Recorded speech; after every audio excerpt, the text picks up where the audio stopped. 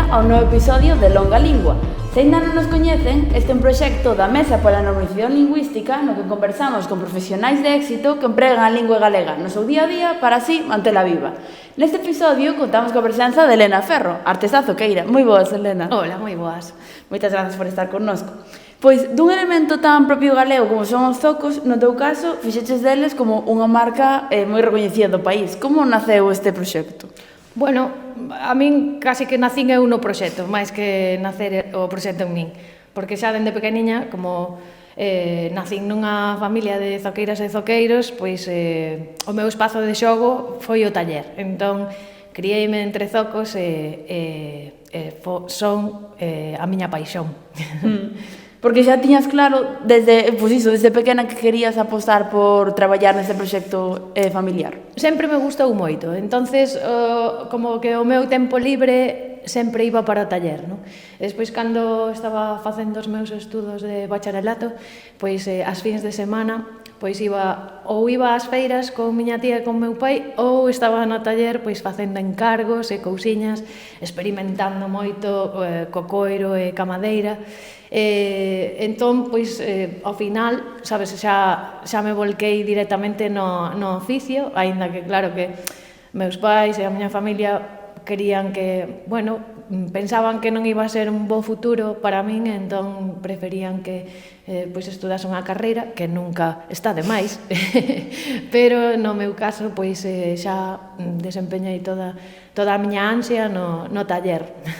Sí. E tamén se pode ver, pois, no caso da lingua, que na vosa web tamén di feito en galego dende 1915, porque xa tiñades claro que a vosa marca pois queríades comunicala en galego, non? Sí, é algo que, vamos, penso que a coherencia, non, de que eu, por exemplo, penso en galego, na miña familia pensamos en galego, e a mellor maneira para transmitir algo e para chegar a xente é facelo de verdade. Entón, a min costaríame moito facelo noutro idioma. Entón, ao principio sí que había nas redes sociais, pois, a xente decíanos, pero por que non o facedes en castelán, ou non vos entendo, ou así, pero eso pouco a pouco foi desaparecendo. Entón, chegamos moito mellor ao noso público facendo na nosa lingua e ademais pois sería, vamos, para min sería dificilísimo e case imposible facelo de outra maneira. Sí. E a través dos vosos produtos que son tradicionais, pero dándolle un toque moderno, tamén conseguides achegar esta edición a xente máis nova actualmente. Claro, os zocos pasaron ese momento moi difícil, non, finais dos anos 70, anos 80, 90, que desapareceron case, e había pois que adaptalos aos tempos de agora e traelos un pouco ao asfalto, non, que non era o seu medio habitual, non? E aí, pois, ese traballo que fixemos de adaptación para adaptalos ao terreo que pisamos agora e darlle unha continuidade, non digo unha nova vida, sino que unha continuidade, non? Era moi necesario porque senón pois iban a caer no desuso total. Bueno, esa adaptación non foi fácil, foron pois moitos anos de probas e de erros, pero que eran pois foi o que fixeron a receita, non, para facer o que facemos hoxe en día. Sí. Isto do que comentabas antes de que ao principio recibíades algúns comentarios, que opinas disto de que hai unha concepción de que hai que marchar ou fora de Galicia ou para ter éxito no sector? Bueno, eu penso que, por desgraza, bueno, hai moita xente, depende tamén do oficio que teñas ou dos estudos que teñas, pois é máis difícil ou menos, pero no noso caso apostamos por creer no que facemos e pensar que os zocos foron un calzado que protexeron a moitísima xente do rural, moitísima xente, a xente máis humilde, non? E protexeron os pés do frío e da humidade. A mí non me entraba na cabeza que a día de hoxe eso fose inviable, non? Díxose, se protexeron a tanta xente durante tantos séculos, pois como vai a morrer isto, non? Hai que esforzarse creendo no que faz e apostando despois de moitas negativas, non? Porque eu ata fai pouco o que recibín foi pois máis negativas dos zocos que aceptacións, non? Pero bueno, tamén son moi teimuda e esa insistencia pois penso que nos dou un froito, non? Sí, sí, porque os vosos zocos non se calzan só en Galicia, non? Non, vendemos... Bueno, tamén dicir, antes de nada, que os zocos non é un calzado exclusivamente galego, non? Nos, en calquera país do mundo onde hai un clima parecido ao noso, ou máis ben ao que nos tiñamos, porque agora está mudando moito, pois un clima húmedo con choiva, pois a xente cas materias primas que tiña ao seu alcance, pois buscaba a maneira de protexerse, neste caso, pois os pés, non? Entón, pois no norte de Portugal hai zocos, norte de Italia tamén, en Francia, sobre todo na Bretaña francesa, Inglaterra. Tamén dicir que o que nos facemos son zocos, pero tamén hai as zocas que son todas de madeira, que en Galiza pois fanse no norte de Lugo, non? Entón, tanto sexa só con madeira como con madeira e coiro, no noso caso, pois a xente o que precisaba era protexerse, non? Diferencianse os zocos os galegos dos portugueses, por exemplo, ou dos italianos, variando un pouquiño na forma, no corte do coiro ou así, pero sendo a mesma base de madeira e a parte de arriba de coiro, non? Entón, en Galiza son moi coñecidos, non? En moitos países pois tamén recoñecen os nosos zocos. Hai outros países que non, que lle sorprende que leven a base de madeira, non? Si que vendemos pois para moitos sitios, aínda que o grosso e o importante das nosas ventas pois son aquí. Sí, sí, sí. Porque que vos levou a innovar neste produto, de pasarlo como de estaba un elemento tradicional, pois a introducirlle cores moi variadas ou distintas texturas? Pois un pouco o que che explicaba antes, ese proceso de adaptación para que non se perderan e que non desapareceran, non? É un calzado que estaba moi asociado á pobreza, non? Bueno, directamente, xa, eu sempre digo que a frase que máis escoitei ata fai moi pouco foi non quero ver máis zocos nin pan de millo, non? Porque eran dúas cousas que, pois no rural galego, que foron os que o pan de millo, o pan de proa, pois foi o sustento de moitas familias, porque non había case outra cousa que comer, non? O pan de broa está moi rico, pero claro, cando é o único que podes comer durante moito tempo, pois claro, todo cansa, non? Cos zocos pois un pouco parecido, non? Entón a xente estaba pois como desa necesidade, non? De só poder era o calzado máis económico que se podía usar, entonces era o que a xente podía chegar, non? Entonces había que facerlle un cambio e unha adaptación tanto social como tamén do uso, non, da forma da madeira e do coiro. Entón, había que adaptar todo iso, non, para que non houbese nin ese rechazo, nin tamén a incomodidade á hora de camiñar, xa que os zocos estaban feitos para camiñar por un terreo brando, máis molido co que pisamos hoxe en día, pois era lama, terra, erva, e agora é raro que andemos por terreos así, xa que sempre pisamos un terreo duro, asfalto, cemento, baldosa, madeira. Entonces, como calquera calzado, o máis importante é que sexa o máis cómodo posible. E a maiores, se tes pois esta inconveniencia de que a sola é de madeira, que na nosa cabeza pensamos madeira e ríxidez, pois había que facer pois cambios e pequenas adaptacións para que sexan o máis cómodos posibles. Incluso temos un modelo que leva unha goma no medio da madeira cortado que permite que flexione tamén a madeira, e ir facendo pequenas adaptacións e pequenos cambios, escoitando moito a xente, non? Os clientes pois son os que che van dicindo moitas veces por onde hai que ir, as necesidades que teñen e poder cubrilas, non? E iso, estando moi atentos, non? Pois vas vendo un pouco o camiño polo que hai que ir. Sí, sí, porque antes, iso, como comentabas, que era un calzado humilde, tradicional, agora, pois, está, por exemplo, moitos artistas tamén o levan, pois, nos escenarios ou cosas así, ahora xa, Sí, bueno, eso é unha parte moi bonita tamén, é gratificante, porque eso dá moita visibilidade, non? E nos, por exemplo, bueno, a miña familia, tanto miña tía Agripina, que faleceu fai 10 anos, ou meu pai, que faleceu fai pouquiño, que eles nunca pensaron que iso iba a pasar, non? Que eles pensaban, cando eu era máis nova, pois que ao xubilarse, pois que o oficio pois que iba a morrer con eles, non? Aínda que sabían que a min me gustaba e todo, pero non lle vían, pois, ao mellor un futuro, non, para min, non? E pouquiño a pouco, pois, foise combinando todo, non? Entonces, para eles, bueno, igual que para min e para o resto da miña familia, pois, é un orgullo, non? Que os zocos agora, que a xente os vexa e sacarlle un sorriso, non ese rechazo, non? Que había antes.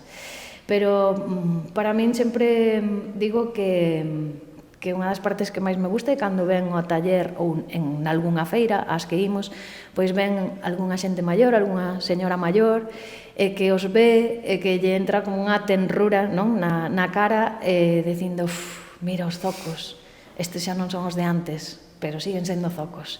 E ao mellor pois que os proba, non? E que di, pois que ven me sentan ou e que lle trai moitos recordos, non, á súa cabeza. É unha parte tamén pois moi bonita. Sí, sí, porque vos, ademais de zocos, tamén facedes outros produtos de marroquinería tamén con coiro, non? Como naceu esta corrente a raíz disto? Pois o de facer todo o traballo do coiro foi nos anos 80, mediados máis ou menos, ano 85, 86, pois aí xusto a esa decadencia dos zocos que se empezaron a deixar de usar moi rápido, o sea, casi en menos de 10 anos, pois casi todos os zoqueiros e zoqueiras que había pois ou emigraron ou cambiaron de oficio, así. No caso da miña familia, o que fixemos foi empezar a traballar o coiro. O sea que o do traballo do coiro non foi algo que xurdira agora, senón que foi o que nos axudou a manter o taller sempre aberto, porque como case non se vendían os zocos, pois o empezar a facer outros produtos como cintos para usar, carteiras, pulseiras, monedeiros, todos eses traballiños que íbamos facendo, iban axudando a subsistir o taller. Si o noso taller só fixera zocos, non poderíamos vivir deso todas as décadas, non? Por iso que nos anos 80, nos anos 90, prácticamente ata o 2010, pois vivíamos do traballo do coiro, dos produtos de coiro. E despois no 2010, pois xa os zocos empezaron a encaixar e a poñerse xa a par co traballo do coiro, e agora pois xa están outra vez pois por encima. Vendemos a día de hoxe pois máis zocos que marroquinería, pero teñen a mesma importancia, non? É como grazas aos zocos facemos marroquinería, pero grazas á marroquinería podemos seguir facendo zocos. Sí, sí. E como dirías que está a situación do sector artesanal en Galicia? Como se pode vivir da artesanía? Se está apoiada, por exemplo, polas institucións ou non? Sí. Pois eu penso que estamos vivindo un momento moi bo. Dende fai, ao mellor, entre 10 e 15 anos para aquí, notase moita melloría, pois a nivel, sobre todo, do público, que ao final é quen ten que ter esa conciencia, non, de que está mercando un produto artesán, porque eu recordo antes, a estes anos, pois que ao mellor a xente, pois ao mellor nunha feira de artesanía, pois as cousas, os produtos pois parecíanlle máis caros, porque prefería pois un bolso, por exemplo, un bolso de coiro, pois que tivera un prezo, bueno, pois anos 90, un bolso de coiro que costase 8.000 pesetas, pois parecíalles pois ao mellor unha barbaridade, cando podían mercar ao mellor un bolso non desa calidade. nin desa materia prima, pero ao mellor pois por 1.500 pesetas ou 2.000 pesetas. Claro que ese bolso de coiro pois ibache a durar toda a vida, e o outro pois iba a usar un ano e despois pois tirabas con el, non? Entonces esa conciencia de tamén de non consumismo, non? Porque cando compras un produto artesán é algo que ten unha historia detrás, non? Que lle tes que dar máis valor, non? Por como se fai, no caso da artesanía tradicional, pois por toda a parte cultural, non? Que hai detrás. Entón, o traballo máis importante penso que é ese, que é o da xente, non? Que sepa o que está mercando e que valore o que está mercando, non? E despois, bueno, axudas institucionais, pois tamén, nós, por exemplo, os artesáns en Galicia, pois temos unha asociación de artesáns e tamén a Fundación de Artesanía que nos apoia e que nos dá, pois, sobre todo, moitos camiños, non? Que nos abren moitos camiños polos cales nos podemos tirar, porque ás veces, cando estamos traballando, pois, ao mellor estamos pensando no que temos que facer e ao mellor pois non estamos vendo oportunidades novas, non? Que poden xurdir, non? Neste caso, pois a Fundación é a que nos vai pois un pouco, xa non digo, o sea, con respecto ao noso traballo, sino a calquera oficio, sobre todo tradicional, non? Que moitas veces somos os que máis sufrimos moitas veces ao mellor por falta por desuso, non? Que pode pasar pois na olería ou no caso dos zocos tamén. Entón hai que pasar esa adaptación, non? En este caso pois a Fundación ábrenos camiños, non? Por os cales nos podemos ir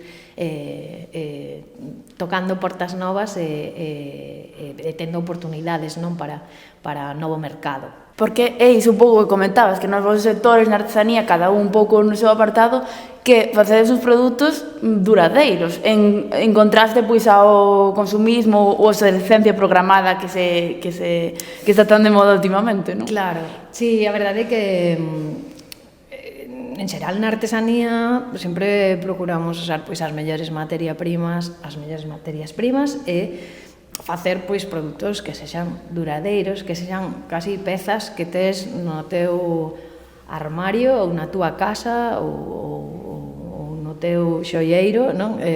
Pois para toda a vida, non?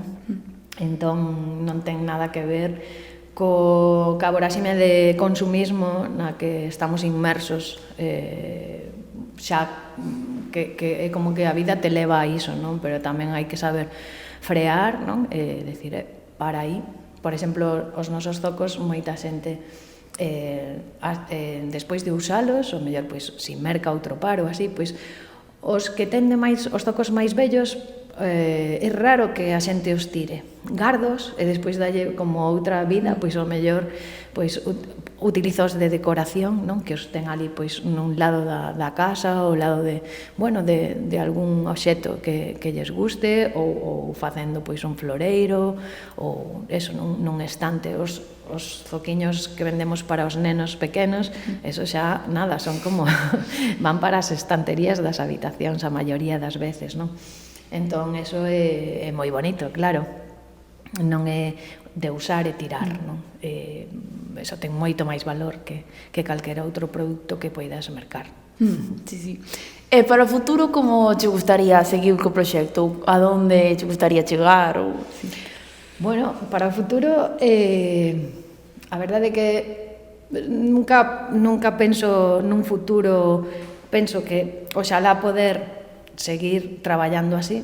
Cando penso no futuro, o que me ven sempre á cabeza é a saúde. Non penso tanto no traballo como penso máis na saúde. Ou cando penso, por exemplo, na xubilación, non? Eu nunca penso en xubilarme. Sempre penso que se a miña saúde mo permite, pois poder traballar hasta que poida, non?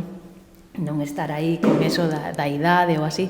Igual que nun futuro, o que intentamos sempre pois é facer proxectos novos. Agora, por exemplo, neste Nadal vamos a inaugurar un espazo novo que fixemos ao lado do taller e da tenda que temos en Merza, e vai ser un espazo cultural que vai haber pois unha exposición das nosas cousas das redes, das nosas montaxes, e contar aí nese espazo pois tamén un pouquiño a nosa historia, pero ao mesmo tempo pois facer actividades culturais onde a xente poida vir, porque unha das miñas premisas tamén é pois dinamizar o rural galego.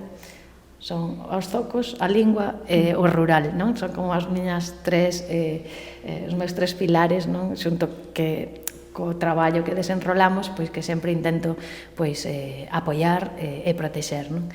Entón, neste espazo pois poder facer unha programación e facer actividades de todo tipo, tanto sexa para a xente da miña aldea como aberto a todo o mundo, non? Entonces, pois, ao final é unha cadena, non? Que se ten que mover todo para que todo funcione.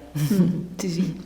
Pois agora xa, despois de tratar todos os interesantes temas sobre a artesanía galega e sobre Elena Ferro e os zocos, pois xa chegamos ao remate deste episodio. Moitas grazas, Elena, por acompañarnos. Moitas grazas a vos por convidarme. E moitas grazas tamén a vostedes por vernos, escoitarnos do outro lado da pantalla, e seguimos en contacto no vindeiro episodio de Longa Lingua.